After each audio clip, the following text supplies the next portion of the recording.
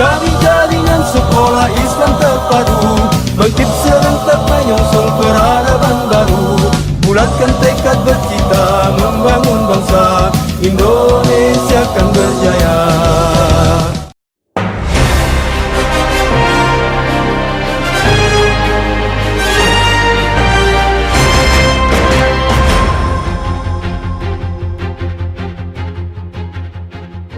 Assalamualaikum warahmatullahi wabarakatuh. Alhamdulillahirabbil alamin. Rabbis shrahli sadri wa yassirli amri wahlul 'uqdatam min lisani yafqahu qauli. Perkenalkan, saya Sugeng Sri Lestari SSI dari Raudhatul Atfal Ar-Rayhan Kabupaten Bantul Daerah Istimewa Yogyakarta akan mempresentasikan Grand Design Pendidikan Islam Terpadu Indonesia Emas tahun 2045. Generasi tahun 2045 disebut berkarakter generasi emas.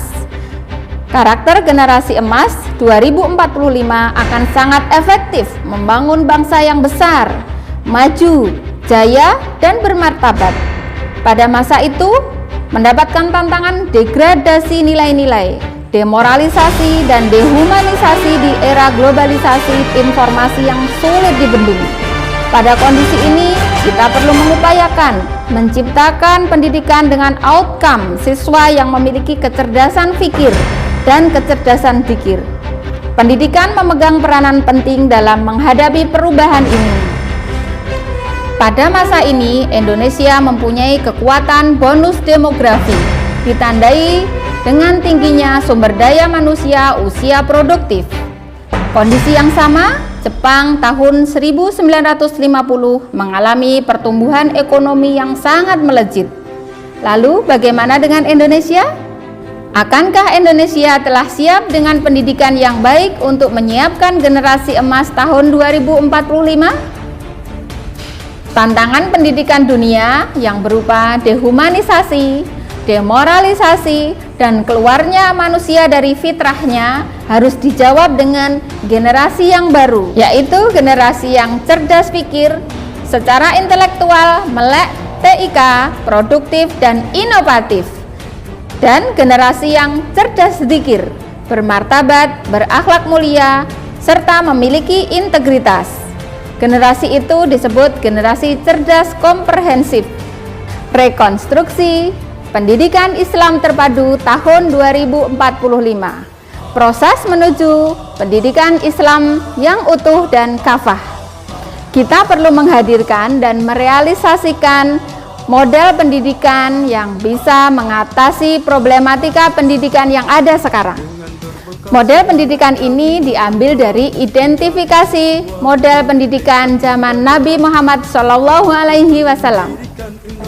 Minimal ada 3 bidang rekonstruksi yang perlu dikembangkan untuk mencapai pendidikan Islam terpadu, yaitu rekonstruksi bidang ilmu, rekonstruksi pengembangan kelembagaan, dan pengembangan pribadi muslim.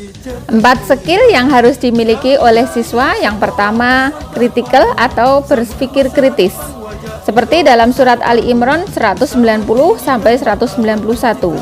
Yang kedua, berpikir kreatif, seperti dalam surat Al-Ghasyiyah ayat 17 sampai 20.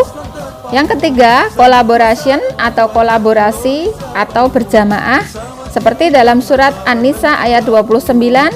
Dan yang terakhir, skill komunikasi, seperti dalam surat Al-Hujurat ayat 13. Pembelajaran introflek yang meliputi yang pertama, individualisasi, mengakomodir seluruh keunikan siswa dan menciptakan peluang belajar. Kedua, interaksi guru dengan siswa, siswa dengan siswa, dan siswa dengan media belajar.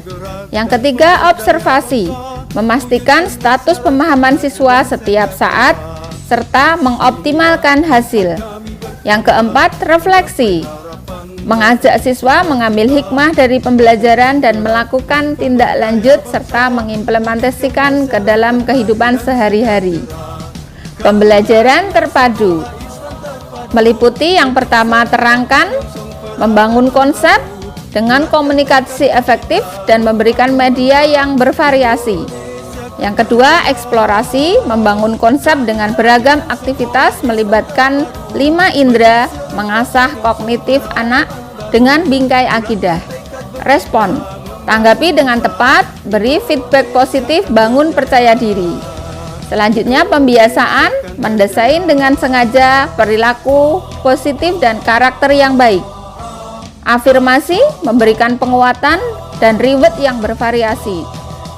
Duniawi, beragam stimulasi belajar dengan bermakna.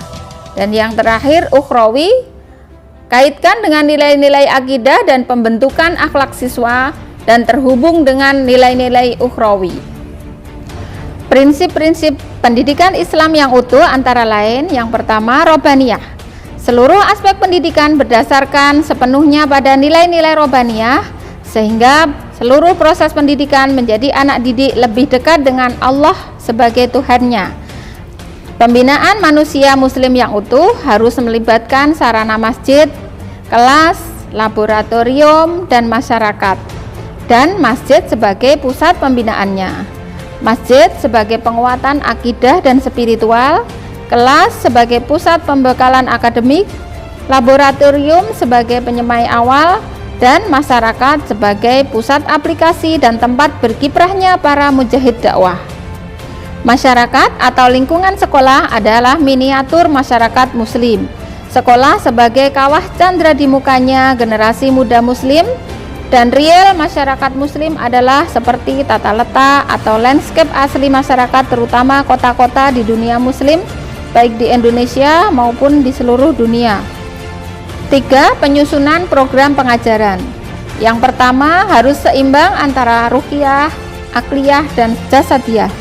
Yang kedua, kegiatan teoritik dan praktek saling melengkapi dan harus seimbang. Teori harus ada prakteknya, dan dari praktek ditarik teoritiknya. Abstrak harus dikonkretkan, dibuat medianya, dibuat prototipenya, dibuat model akhirnya, sehingga menghasilkan teknologi di semua bidang. Disusun dalam kegiatan yang berat diimbangi dengan yang ringan, fisik ke psikis, misal pembelajaran harus menyenangkan. Indoor dan outdoor harus diseimbangkan.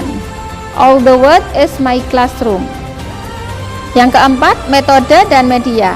Metode harus kreatif, di mana melibatkan hubungan antara guru, siswa, dan semua masyarakat.